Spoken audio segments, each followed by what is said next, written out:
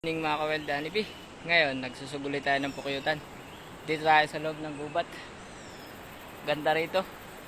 At ang taas ng tayo natin mga kaweld.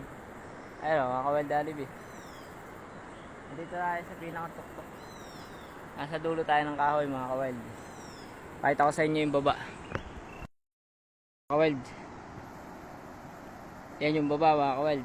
Tapos ayun pa yung ilog mga kaweldan. Diyan pa ilog mga kaweld sa baba. Yan. Dito tayo sa pinakatuktok. Ganda ng view dito mga kaweld. Lawak ng gubat.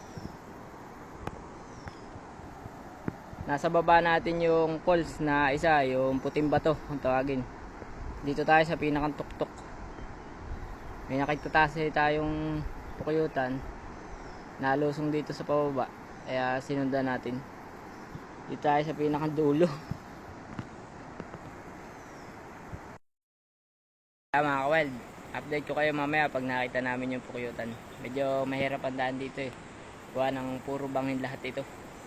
Tapos puro ano pa, yung talon-talon. Mga gawa ng mga pader-pader. Puro pader halos lahat dito eh. Kaya update ko kayo mga kaweld mamaya pag nakita.